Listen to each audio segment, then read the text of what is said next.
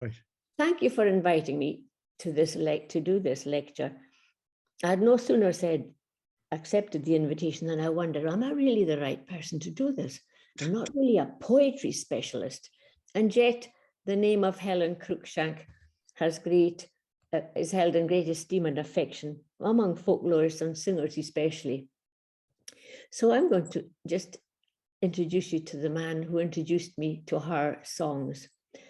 And in fact, I was probably a bit late in coming to Helen Cruickshank, and it wasn't until I heard this man, Jim Reid, singing her, and he had actually put the melody to her poem, Shy Geordie, which he sings as Up the Northern Water. I didn't put the words down, but I think you can follow it. He's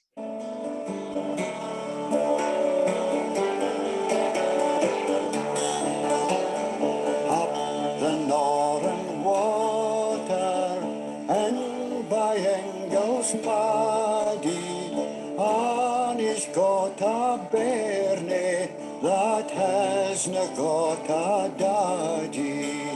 Some think it's Thomas's and some think it's Chase, and nobody expected it we on his quiet ways.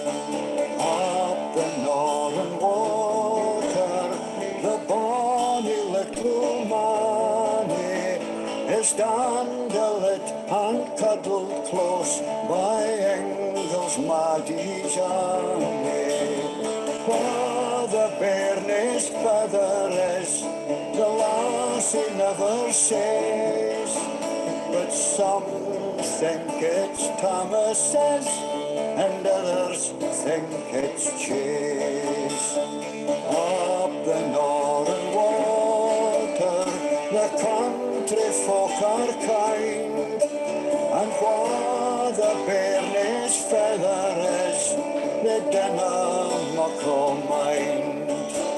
But oh, the bairnat on his breast, the loving on his ear, would make me wish we am a nicht, the lucky lad was me.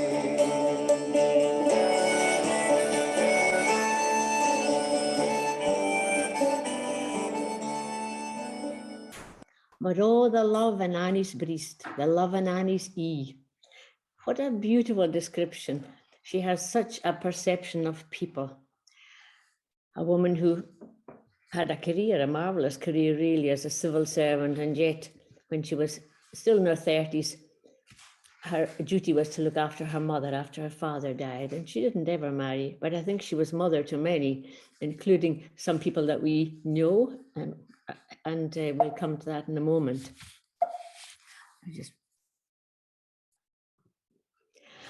So, reflections on folklore. Well, where did I get this interest? I thought I should just take you back where it all began. Skye is my native island, although I've lived in other places. And so, growing up in these earlier days without electricity, nobody expected anyone else to make for entertainment, and the way of life was pretty subsistent. But there was so I'm introducing you to the people for whom I learned a lot of it. This is especially my grandfather, John Stewart, and my mother, Peggy, and so on. That was home for us in Glenconnan in Skye. And I had an early childhood interest, but it was very much one side of the family. That was the Gaelic side, and the other side was Scots, my father's side. He was an engineer and interested in the landscape. He was a piper as well. So surrounded in folklore and completely unaware of it. Tradition really was the word. And I wanted to introduce you to the man who trained me, who taught me, who mentored me. I always say that I was very fortunate to have the two HHs in the folklore word, Herbert Halpert and Hamish Henderson. They were friends, in fact, two old soldiers, two wartime collectors, one on the far side of the Atlantic. Halpert is actually from New York, but he was one of the collectors in the 30s, the hungry 30s, making about 800 discs in Kentucky and North Carolina, and writing a lot of it by hand. He founded the folklore department. I wanted to study folklore. I felt that it had something that was so not just appealing, but so meaningful. That was the essence of who we are. It's our identity. And looking for a place to study, actually, this was what I chose.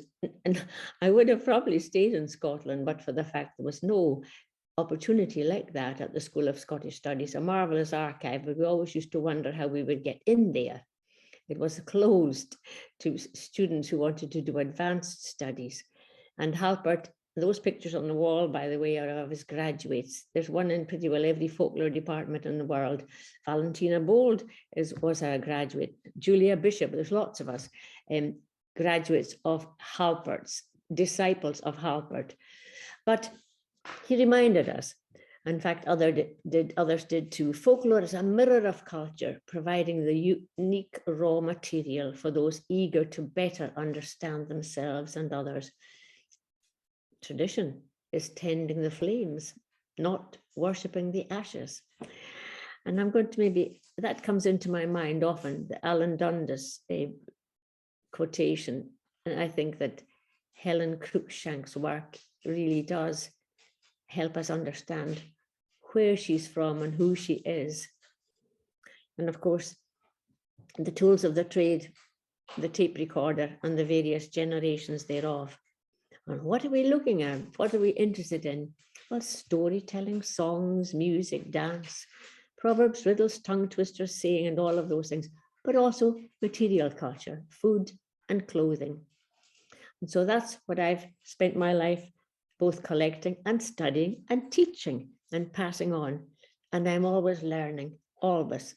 I've learned a lot from Helen Cruickshank's poetry and songs. There's that sort of introspectiveness which draws me to that part of where she grew up, Angus. So here we are in Blairgowrie with Hamish Henderson, going to record Belle Stewart. Helen Cruickshank was absolutely a crucial person in when Hamish began collecting at the School of Scottish Studies. He would stay at her house. He was virtually homeless in the late 40s. And Hamish boarded there, and there's a long, long correspondence between them.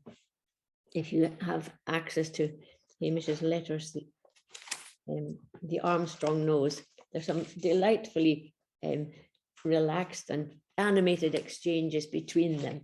He would come back and he would share with her some of this material, and she had a long interest in this. She was very much involved in McDermott's life and as well, in as much as she helped him with publishing, or at least locating publishers and actually finding his home in Walsey. And even some of his letters show this as well, pleading with her, can you find me a job that even pays £2 a week? I'll need that to cover my expenses, my living expenses. Poverty, I think, was quite near for many of these people. And so when Hamish stayed there, she was listening to this and she was encouraging him, go back out there and get some more. And in 1951, the same year as the school was founded, by a great coincidence, Alan Lomax, the American folklore, who was actually a fellow, he was trained actually the same place as Halpert, he came to Scotland on his collecting trip for Columbia Records. He was doing his series, the World Series of Primitive and Folk Music. And there he is, holding the microphone while Hamish is holding the tape recorder. You can see that in Parliamentary Square, just on the High Street, at a student demonstration in Edinburgh, 1951. And Hamish actually asked Helen if Lomax could stay with her. And of course, so she met Alan Lomax, and her letters and her autobiography as well talk of the people who stayed there. And through Hamish and through this folk song and folk music, she met people who enriched her lives, and she certainly enriched theirs. Everybody needs a place to stay. And actually her home in Corstorphine was one that they all gathered in. She says in her own notes on this, I had a great feast of folk song. I met Jeannie Robertson and Alan Lomax, and she listened to the songs, of course. A merchant can hear London round, and you begging he'll come. He meant the tone and noble speed, and we with pleasure he did ride. Oh, all the dear light, oh, all the dear. A beggar wench he gentle me, a beggar wench. The memorable Davy Stewart. And he was just one of many of the traveling people and others that Lomax recorded. He recorded over 400 songs in the Western Isles, a remarkable number in a whole week of spending that time there. He looked back and said the Scots were the most bookish, and yet he was overwhelmed with the songs that he got, and the fact that people actually collected books as well. Not that they necessarily sang the version in the book, they had other versions. And as that year of his visit coincided with the Edinburgh Festival, Lomax had already met up with Ewan MacColl and Joan Littlewood in London, and they got him in touch with Hamish, who put him in touch with Helen Cruickshank. The correspondence between, actually it's Joan Littlewood who did the corresponding. They were very involved in left-wing theatre, and they had hoped to put on a show in Edinburgh. All of them were totally devoted to the cause of people, better conditions for people, better working conditions. MacColl's father had been out of work for a long time. He'd been blacklisted from every ironworks in Scotland because of his views, his political views and his union activity, and was really forced to leave Scotland. But of course, taking with him very, very little, he and his wife settled in Salford. And all they had really was their tradition, their skills, but no work. And MacColl, who was an enormously talented songmaker, looked back on that time, this unemployment and the dole queues, which was of great concern to all of these people. Helen herself was a great demonstrator for the suffragette movement. Things had to change and women had to have a vote, and the dole queues had to be reduced. So here's MacColl, not doing the part of the performance that he did in Edinburgh, but one of his many My old man was a union man, fought hard all his days. He understood the system and was wise to the boss's ways. He said, if you want what's yours by right, you'll have to struggle with all your might. They'll rob you blind if you don't fight, son. That was my old man. My old man was a proud old man, at home on the foundry floor, until the day they paid him off and showed him to the door. They gave him his card, said things are slack, and we've got a machine can learn the knack of doing your job, so don't come back. The end of my old man. My old man, he was 51. What was he to do? A craftsman moulder on the dole in 1932. He felt he'd given what he could give, so he did what thousands of others did. Abandoned hope and the will to live, they killed him, my old man. 1932. But this, of course, was not the year it was recorded. This is the Ewan MacColl who came to Edinburgh. And through these years of the folk song collecting, this is 1953, here's somebody else who stayed with Helen Cruickshank, Jeannie Robertson, the great voice of Jeannie Robertson. No wonder, she said, I had a feast of folk song. Just a little of this voice. Contented to be a wee very calcted cabin mine, and all I give my pipes on every blow, and a guy who out of the house to go. Oh. And so on. I just saw a C missing in the name there, so I flicked on to the next screen. And somebody else that she writes, Helen writes about, Hamish brought round a lovely young German woman, and she was quite taken with this woman, Felicity Schmidt, or Ketzel as Hamish called her, and he married her.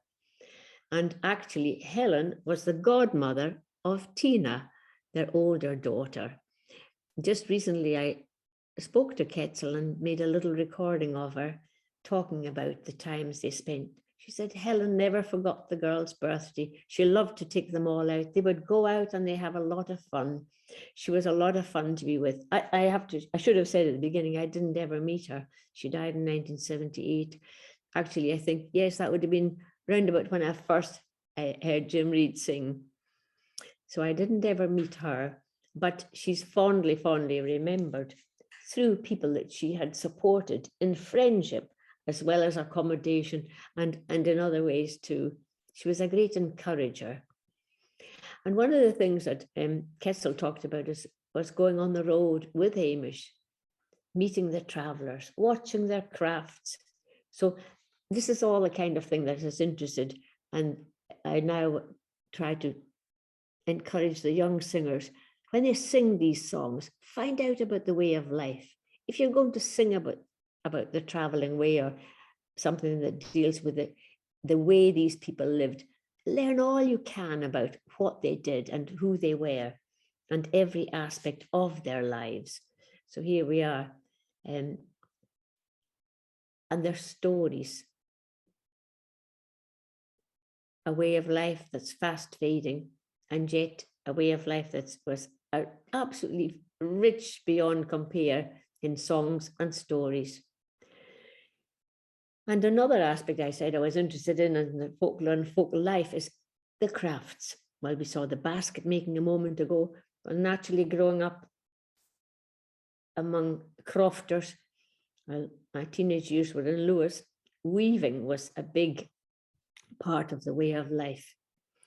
Handloom weaving. And of course, there's weaving all over Scotland, but naturally the weaving that was on our doorstep was the weaving that we paid attention to. And songs that were part of that. This is a fairly recent recording, actually, of Norman Kennedy. The tweed they're about to work on was woven by Jimmy Hutchison. That's Jimmy there, sitting to Norman's, was at his left, my right. And the woman who's about to sing is one of the stewards she was a grandnephew of that great storyteller, Ali Dowell, blind Alistair Stewart from Sutherland. So she's living in Lewis, a wonderful singer and tradition there.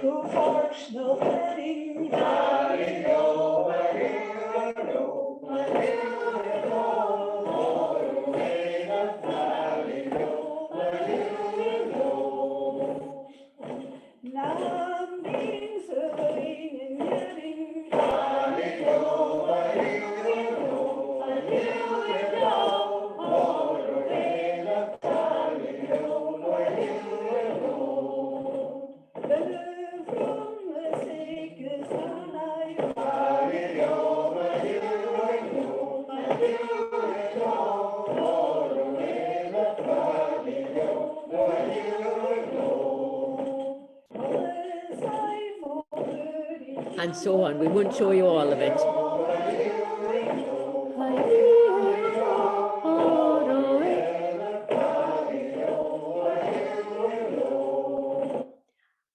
remarked in fact, I've remarked more than once, I love the smell of wool. I love the smell of tweed. In fact, it's possibly growing up with sheep or around sheep. If I'm out in the country, I can smell them half a mile away, not unpleasantly, I like it. And so on that conversation, I was given this on a poster by a weaver from Lewis, actually. And he said, oh, this is a lovely poem. So I read it, and I actually had it on my wall for a little while. I had no idea where this came from, because as you see, it doesn't attribute it to anyone. I met a man in Harris tweed as I walked down the Strand. I turned and followed him like a dog. The breath of hill and sea and bog that clung about that coat of brown. And suddenly, in London town, I heard again the Gaelic speech, the scrunch of keel on Shingley beach. The traffic's never-ending roar came plangent from the shining shore. I saw the little lochs where lie the lilies, white as ivory, and tumbling down the rocky hills came scores of little foaming rills. I saw the crofter bait his line, the children herding yellow kine, the barefoot woman with her creel, the washing pot, the spinning wheel, the mounds thrown up by patient toil to coax the corn from barren soil. With buoyant step I went along, whistling a Hebridean song. The Dianok of Tarnsey sang one enchanted day. I was a man renewed indeed, because I smelt that Harris tweed as I went down the Strand. Well, some of you around the table or the board might know who composed it. It was composed by Helen Cruickshank. And I had this for years before I realized this is Helen Cruickshank. I must write to the Harris Tweed Association and ask them to put her name on this. She surely deserves that. It's a wonderful, I find it wonderfully evocative. Yes, of the smell of tweed, and that the sort of thing that even a smell will remind you of something completely far away from where you might be, the Strand at this point. Although she lived in Edinburgh for many years, she grew up in Montrose, went to Montrose Academy, at Angers, the Mearns, the Northeast. That way of life was very much so close to her. That would never leave her. And there are actually quite a number of other poets from the area who were affected and who wrote about their own area. Not in the least Marian Angus. Like Helen Cruickshank, she looked after her mother, didn't marry, and although she was the daughter of the manse. And then this lady here, Flora Gary, she's often said to be one of the most influential as far as the Scots language goes. And when I heard that she lived in Comrie, only a few miles, 3 miles from where I am, so I tracked her down and went along to the care home before she was 99 and very deaf, but I thought you might like to hear her voice. And my family lived there. Grandfathers, 1, 2, 3, 4, 5, 6 grandfathers. Wonderful. And my mother was born there. When did you start to write? Oh, I was always good at school,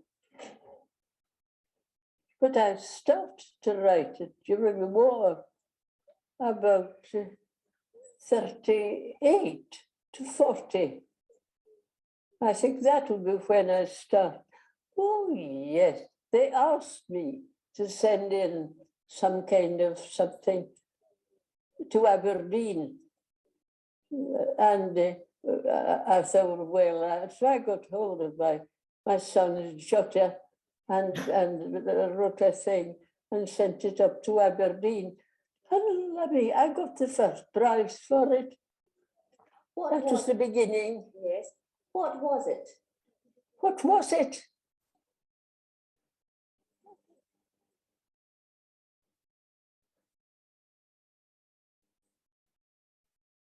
She eventually tells me it was Bennegoke. And also, she said, I'll be 100 my next birthday. I'm very deaf. That's why I was being more than over articulate. I had to sort of shout every question. But it was lovely to have her voice recorded. And why did she not start writing poetry before she was 50? Oh, well, she said, happiness doesn't produce that kind of thing. And that, of course, it's rather like another great bard from Skye, Mary Vaughan Honor and Mary Macpherson of the great songs. She said, Smach and college and prison, call the prison when I was imprisoned. And she was indeed an imprisoned writer. She began writing then. Prison is a good college. In other words, hardship is what produces this. And she has a point. I won't take time to read Flora Gary's The Professor's Wife, because she was married to a cousin of her own, actually, who became a professor of medicine, and he pioneered the use of insulin. He was very, very prestigious. But her poem of The Professor's Wife, that became her identity for a long time.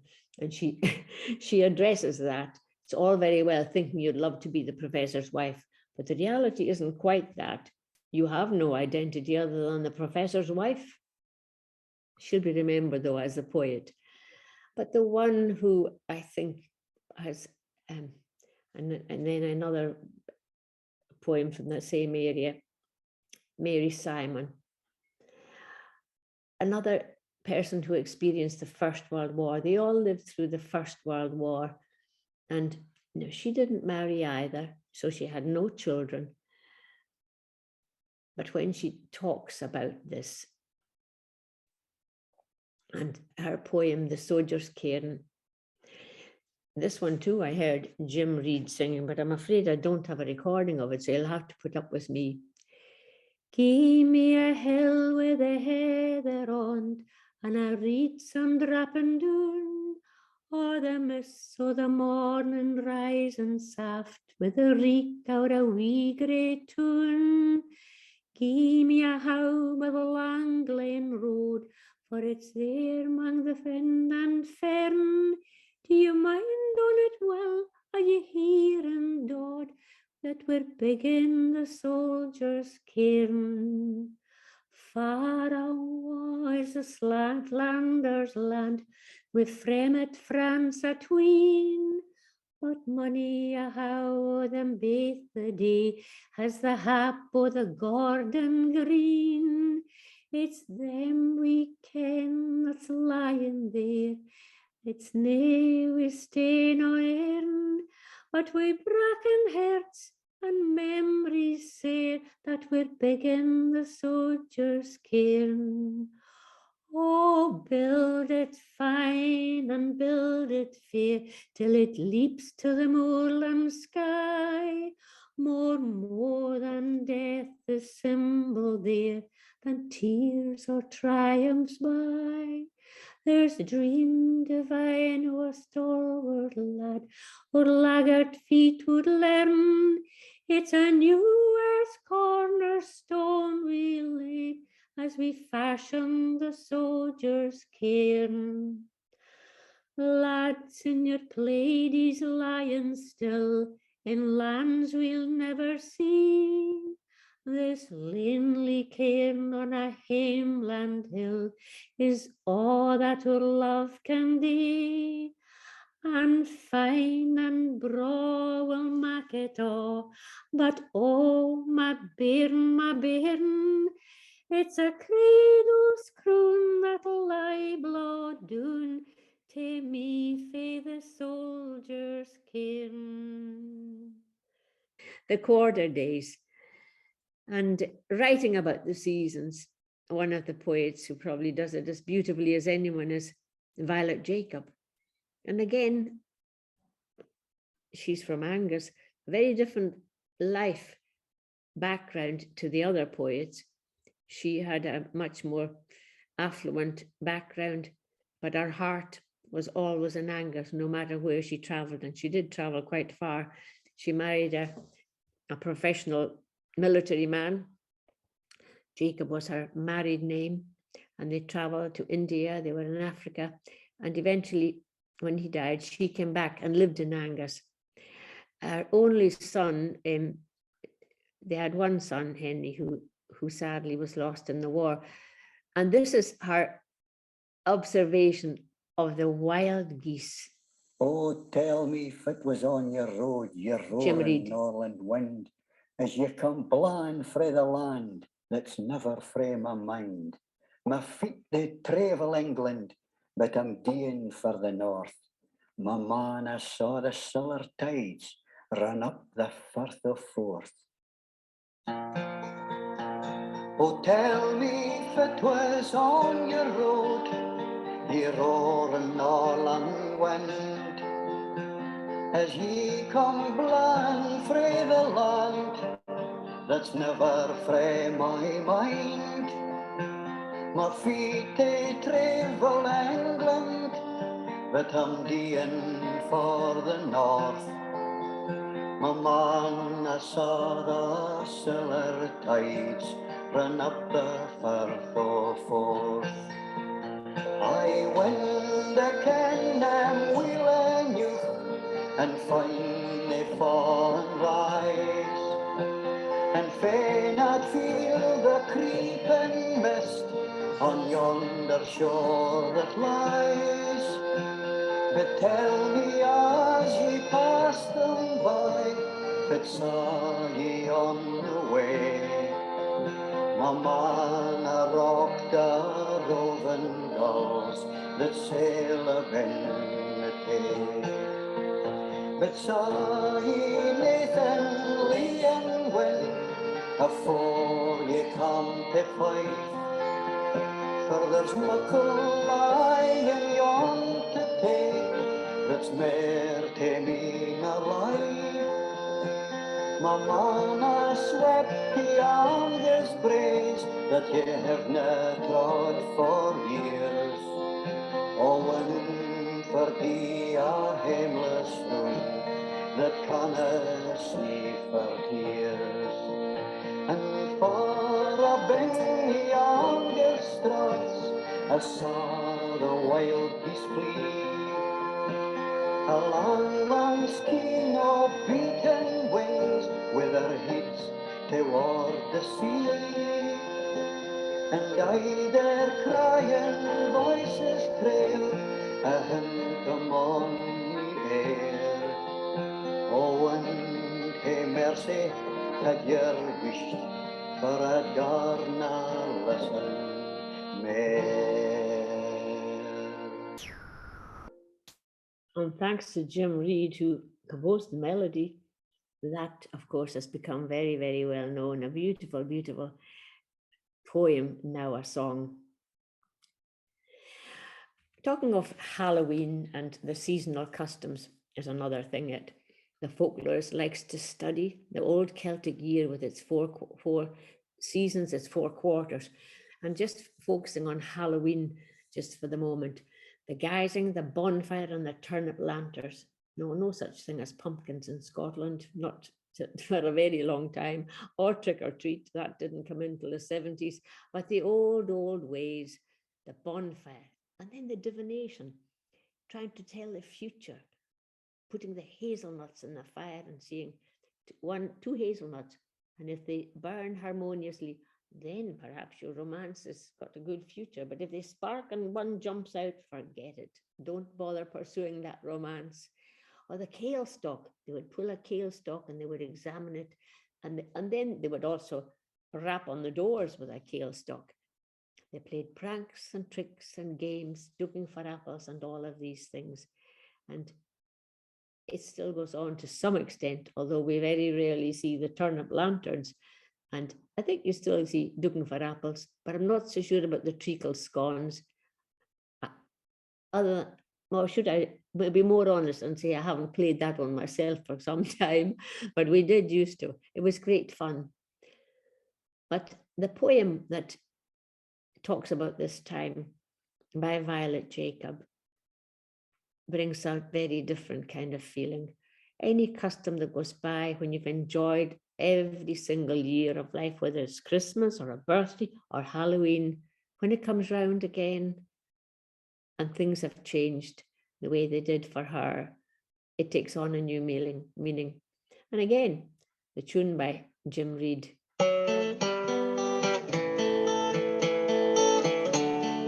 First World War. The tatty liftings nearly through, they're plowing where the barley grew, and after dark round Elkastack, you'll find the horsemen stand and crack. Oh, Lachlan, but I mind you. I mind who often we hae seen 10,000 stars keep down the tween the naked branches and below, with firm and bothy hae their show. Allow we lights o' Halloween.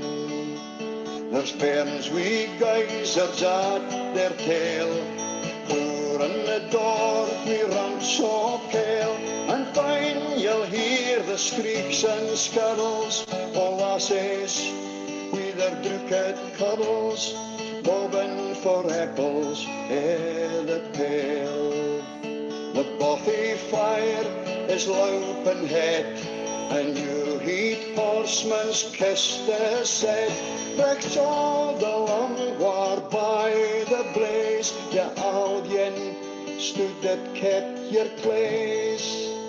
I canna thole to see it yet, but ken the old wife's tales are recht, and guests come hame on Hallow night. Oh prince, what would I give to feel your rocks your hand to me, atween the dark and hollow night. There's drink and daff and song and dance, and boys and kisses get their chance. But Lachlan man, the place I see is where yon kiss used to be, and the lights o' Halloween in France. Don't know whether Jim changed the last verse or which one is which, but a very evocative poem. Halloween will never be the same for those who lost their sons in the First World War, or any time. Looking at the time we live in now, the song of pity for refugees, I don't know of any melody to it, but the time that we live in now, with the war in Ukraine, perhaps this is the time when this one again can take on the profound, well, it has the profound meaning of a song of pity for the refugees and the hardships. Pity the folk in broken shoon this winter's night. Clay's nor fire to fend off the cold. Hungered, hameless, broken. Pity the men withouten kin, ne'er a friend to cry them. And that, of course, is the situation now. Helen Cruickshank, Violet Jacob, Marian Angus, Flora Gary, all of the poets, they had something that allows the expression that maybe words, when words fail us, their songs or their poems will say it all. Not to think that all these songs are gone, but far from it, they're not. These glens still have their ceilidhs, their festivals sometimes. The bothy system has gone, although there's still folk living in bothies. And I thought you might enjoy hearing just the pre-pandemic ceilidh. This is the Shepherds and Gamekeepers ceilidh in Glen Artney, which is just one of the Perthshire glens, quite a remote glen, but it was full of shepherds and gamekeepers. And Scott Gardner, who's about to, I'll just let you hear a wee bit, his mother grew up in that glen. So he came over for the Shepherds and Gamekeepers ceilidh and gave us a little little piece of this one. He sang the whole thing, but I'm just going to play a short piece of it. Made a rocket like a dozen hardy guardies. Went to the market and spotted fair. We are collie polly charges for the soothman, but it didn't work no blocking. Though it's mighty dry for fear he be felling with the truth, man. No, I fairly thought that in a clever tricky new. Sick of counting out the tail and never did expect. Fair priestly old money, we are roly poly face, like a gingerbread rabbit, we are clipped to his neck. I went to the market and swapped, do you see? When my ain old dubbin for was blind upon a knee. Come home for the market just as truthy as a safe. On a fiddle he did jigger, for was blind upon them both.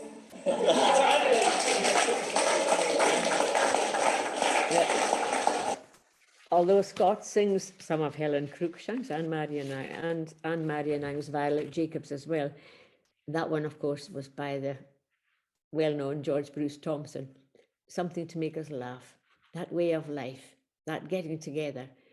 It's all there in their poetry and their songs. And as Helen Cruickshank wrote and said that she had a feast of folk song when all these singers and performers and collectors came to our house, I would say that we've had a feast of poetry through their poetry. We've had a feast of poetry that have come to us through songs and versions of songs. I don't think that she would have heard any of them. I doubt it. Although I can't be certain. Maybe Pete can come in on that. Did she hear Jim Reid's version of her songs? I don't know, but it certainly helps more people hear them. I would say there are very few folk in the folk scene nowadays who haven't heard of some of her songs. And it's all to the good. And thanks to Hamish for introducing all these people to each other. And I'm going to leave it with you at that and hope I haven't kept you too long. I'm looking at the clock on the wall there. What does it say? 9:30, the one ahead of us at the gamekeeper's Cayley. And there we are, Helen Cruickshank, and indeed Jim Reid as well. Well, thank you very much, Margaret. You've revived a whole constellation of voices and also deepened our knowledge of Helen Cruickshank. But if there's still a bit of time for questions or comments, if anybody has any.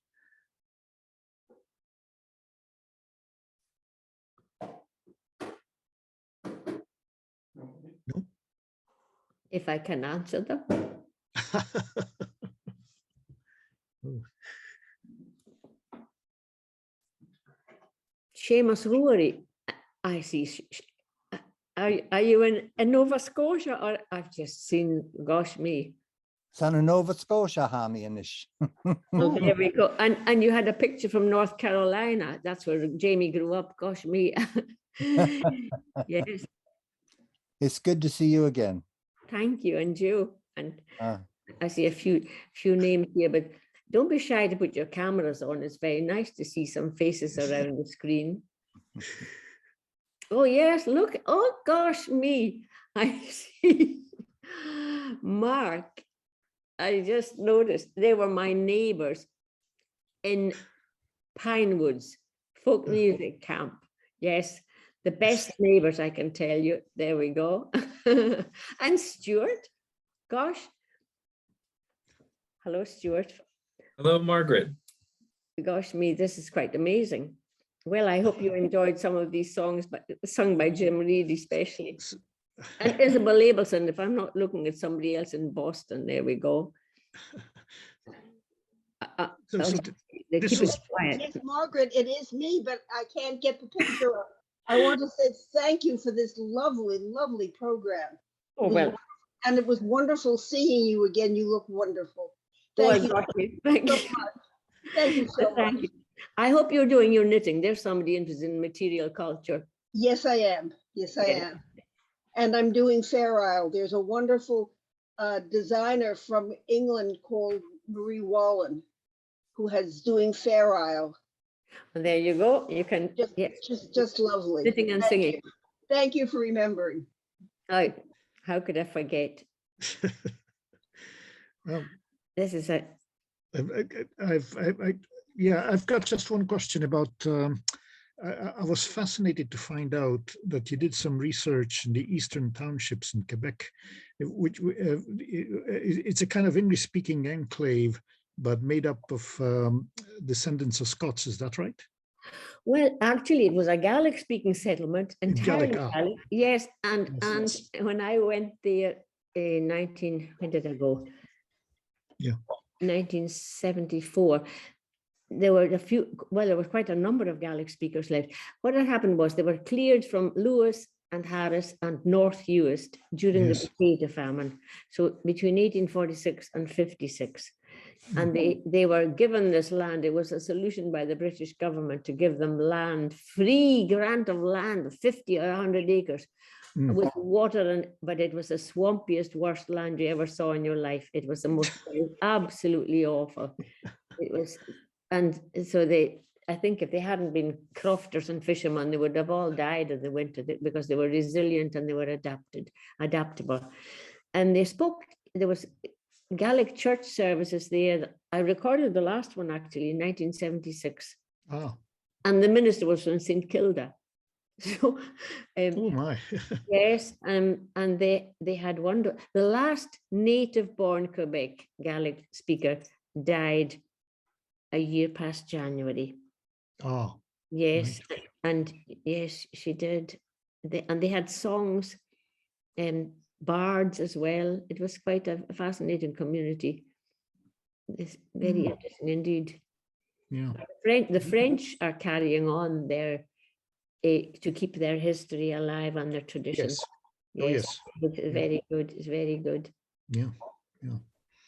Can I ask a question, Mario? Sure. I noticed on, in the walking song and also the Ceilidh, that most of the people there were quite elderly. Is this culture not going out to the young people? I wish I could say yes. The walking in Uist, that indeed was all fairly elderly. Yes, it was. Although there are some young people, but it would be unrealistic to say they're learning enough about the way of life. I think we have to teach them the way of life. They learn the songs, but if they don't learn what the process was and why they did it, they haven't really learned the whole thing, which is why I think the folklore is important. It's important to know what the function of these songs. And even with songs which are laments or pastoral songs or whatever they are, it's getting the feeling for the song, and you have to understand the way of life to do it. There's some efforts being made, but because the world has changed so much, I'm afraid you're right. It's not getting to enough young people. Most of our screens, I mean, you're among the young ones around there, around the screen. Sad, very sad. And the Ceilidh up the glen, well, there are very few shepherds. We now have quad bikes, so you don't need, shepherds. One shepherd the farmer can look after all his own sheep with a quad bike that goes all over the place. And everything's mechanized and isolated even more so it's quite difficult. And then there's television. Oh yes. Well, Margaret's firstly, thank you, Margaret. That was just wonderful and so moving, so great to be reconnected with our living culture. Jean, is worth mentioning, I think, that Catherine McFarlane, who is a little bit more of the younger generation, has been doing, and has recently moved to Skye herself, has been doing a fair amount of work in trying to sort of make the younger generations more aware of, in particular, the walking songs and such like. So I would encourage everyone to keep an eye open for her work. Thank you. I think there's a big revival in Nova Scotia as well, is there not, Seamus? Well, we're doing our best to build up the community, the Gaelic-speaking community. We have a school now that teaches through the medium of Gaelic, and a lot of things are happening in that area. Yes, I think so. I think there's as much steady stuff going on there as there is in some parts of Scotland, certainly. That's right. the sad thing is that although we've got Gaelic schools, when you step into the playground, you'll often hear the children walk out the school gate and they're talking English. Absolutely. And going home to, so if that doesn't change, it'll be a sort of performed language rather than a lived language. And that I think that would be very sad. Wait, was that a chat thing? Wait, no, I'm going to look. Yes. Yes, the traditional festivals in Quebec, yes. Margaret, my neighbor that just moved in next door, Cindy Grant, is from the Eastern Townships in Quebec. So, but of course, she speaks English. She never learned Gaelic, but you know, they did get a Gaelic license plate just the other day. I do think there's a woman crime writer who comes from Eastern Townships, but I'm not sure what her background is. I don't know. Oh gosh, I don't know. Yeah, she's actually, see, my memory isn't terribly great, but she's recently, Laura Penny, no, was it Laura Penny? I'm not sure. Anyway, she recently co-authored a thriller with Hillary Clinton. Well, I hope you're not putting crime writing and Hillary Clinton in the same sentence, are you? No. I think you're thinking of Louise Penny. Louise Penny, that's it. That's it. Thanks a lot. Yeah. But does anybody know what her background is? It didn't say. I've read everything that she wrote, but the one that she wrote with Hillary Clinton, by the way, is garbage. She did not write it. Her books are wonderful. It does not give her background at all, just where she lives in one of the townships that she writes about. Yeah. All right. Yeah. But does she ever deal with Gaelic speakers in her novels? Not that I know of. Yeah. No. I would have, latched onto it immediately, but there's no mention of music or the tradition or anything. It's basically a whodunit. Yeah. She writes well, but she's not a traditional writer. No. Yeah.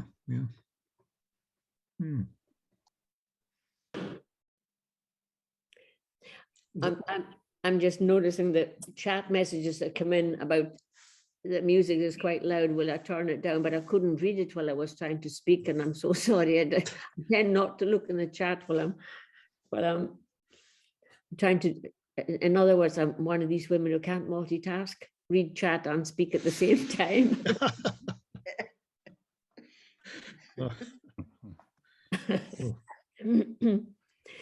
Pete, sorry, I had a question for Pete. Do you happen to know? I'm addressing Pete Shepherd in the corner. If you haven't met him, he's got a wonderful collection of recordings and has produced. Did you produce any of Jim's records? I think you might. Oh yes, of course. The first, his first album. You played part of it. It was distorted in the sound you played, actually, but he's a wonderful singer.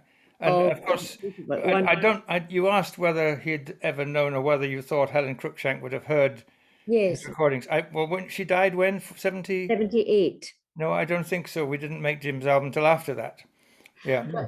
I do. Yes, the first time I heard him and he sang that, I was absolutely riveted. Absolutely, yes. And that's incidentally that song, Jim's. It's been rewritten in Ireland. Has it? And as Hamish would say, if a song takes on another version, well, one should commend it. But I've never complained. I mean, I have the copyright, if you know what I mean, on Jim's arrangement of it. But then someone else has rewritten it and made it into an Irish song. And why not? Yes. So it's gone along on a life of its own now, which is great. Yes, and in fact, all of his composed melodies for those poems, they make beautiful songs. Well, he had a remarkable voice, and of course, born in Dundee, but lived in Angus a lot of his life, so he knew the Dundee and the Angus speech very well, and it absolutely suited him. But his voice, as you'll probably realise listening to him, is quite a rich, wide range. I mean, there are some singers that try to sing the wild geese that can't do it because it ends up on a deep note, you know, when you've been quite high. It's a lovely song. Yes, yes. Mm. It's a very close-knit community of poets and singers and folklorists, and it's remarkable, really. It becomes like a big folk family. Well, I mean, Jim liked traditional songs, is where he started off singing folk songs, but I mean, then he came across these poets, of course, and decided to very easily make them into songs. I mean, all right, you might say it wasn't easy, but in fact, they suit being made into songs. And of course, yeah, well, as Lena just in the background here says, he was in the Gaelic choir in Dundee as well in his younger days. But he also wrote songs himself. So he was quite versatile altogether. Oh, well. Well, thank you for that. That's interesting. Thank you, Margaret. Great. Yes. Thank you. I'm sorry there was such a lot of feedback. I don't have enough of the technical know-how to cancel that out, because I couldn't hear it here where I am. Oh. I think it was mine actually, because Eleanor told me that I was on twice and I couldn't see anything on my screen. But when I went to leave, because the feedback was so bad, it suddenly popped up again. So, and I think after we put everyone on mute, apart from yourself, Margaret, I think that helped with a lot of the problem. Oh yes, if I had a second microphone on, you were bound to get feedback. My technical skills do extend that far when I wasn't monitoring microphones. I've got a question for Mark. How is Kaylee?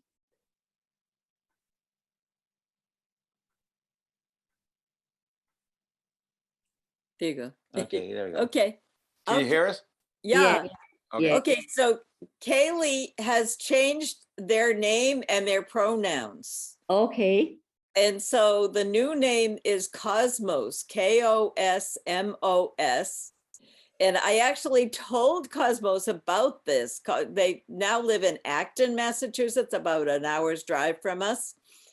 And but they didn't get back from school in time to tune in, because I had sent the link in case they wanted to be in it. Yeah. But they send their love.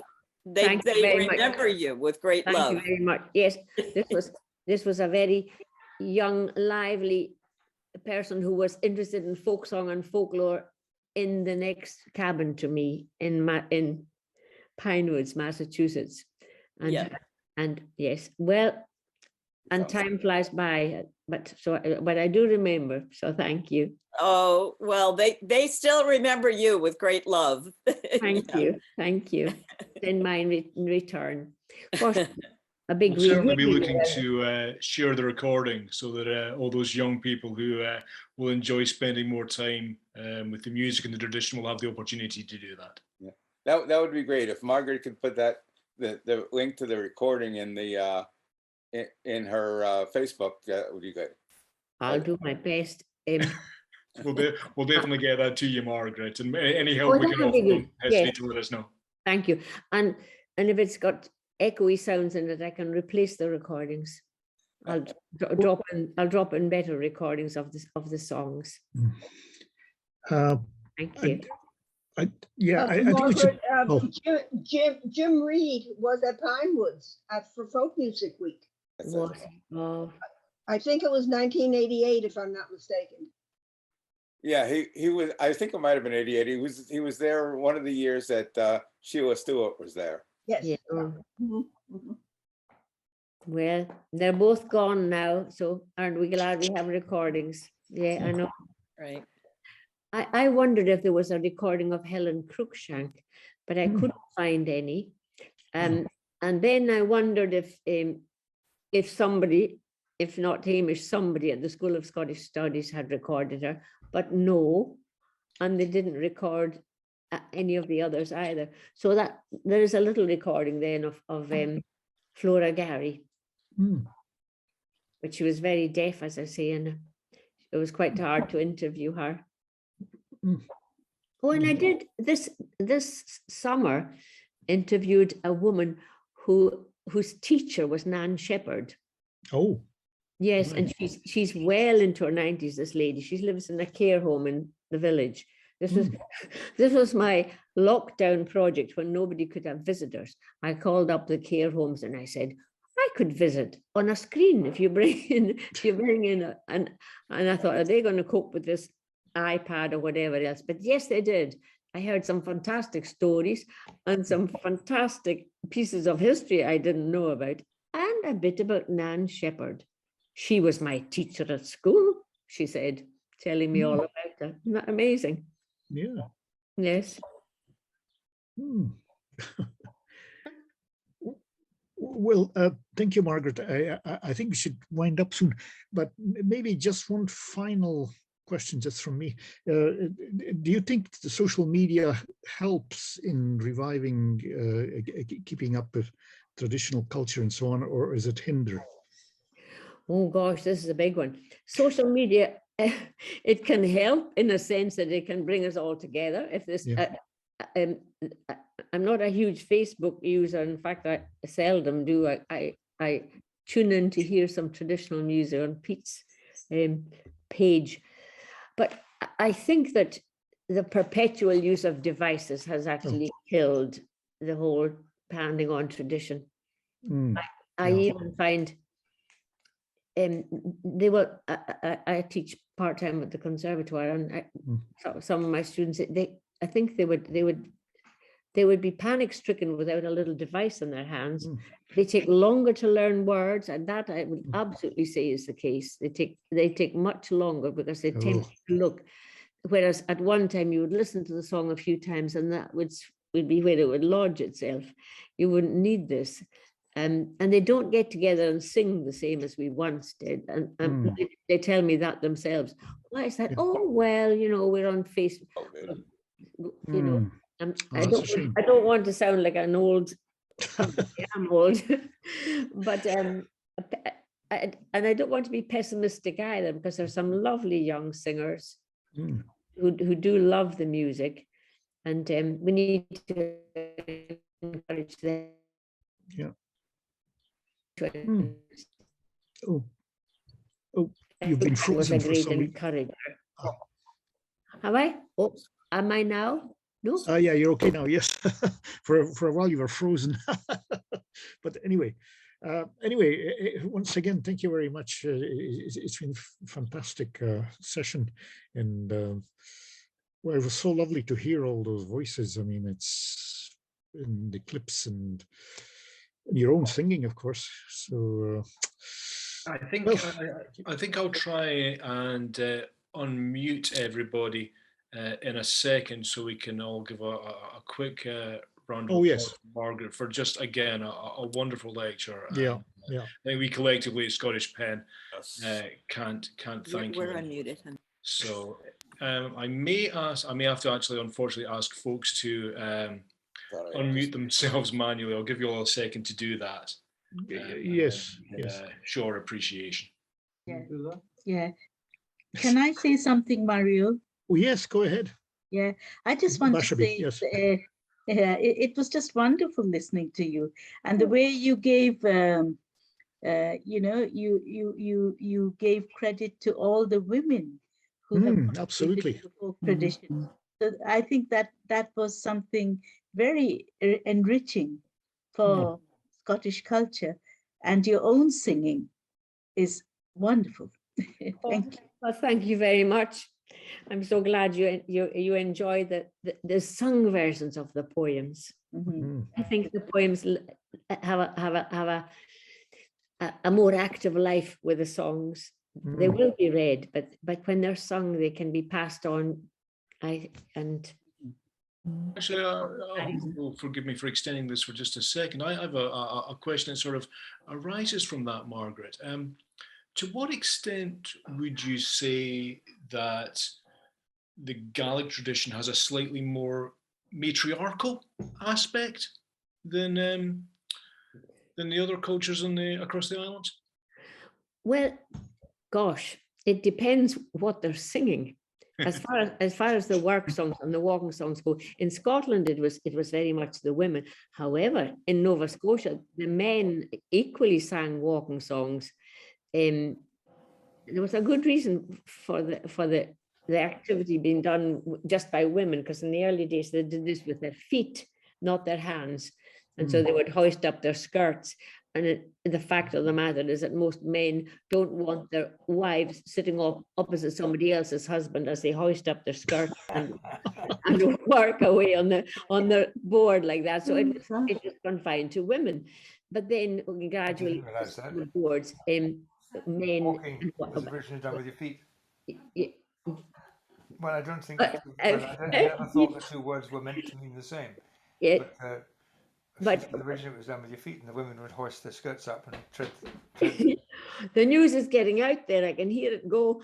Well, the thing it was, and in any case, walking, W-A-U-L-K, that wasn't the word the Gaelic women used. It was luag, and I think it's quite possible that the walking, that word, possibly goes back to the time when Thomas Pennant was on a tour, and he saw these women out of doors with a board, like an old barn door, and they were doing this with their feet as if they were walking the Tweed.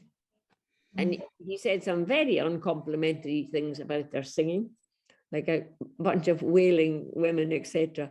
And he shouldn't have been there in the first place, is what I say.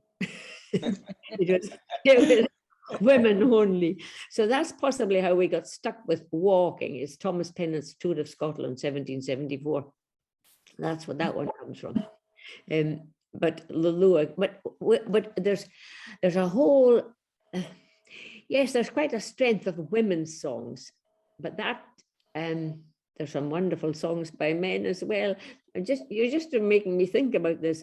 When I was quite young, my mother wouldn't let my sisters and I wouldn't. She said we couldn't sing men's songs. She had to sing women's songs.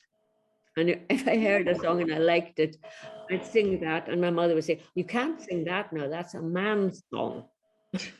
Oh, that's brilliant. Well, Margaret, we could all listen to you all evening. This has just been so wonderful. But we're going to lose our record. We're going to lose our Zoom connection in just a few moments. So if everyone can show their appreciation for Margaret and a wonderful evening, and thank you also to Mario and the writers at Peace Committee for organising this. It's been just a wonderful experience. Thank you so much. Hey, Margaret. Thank you.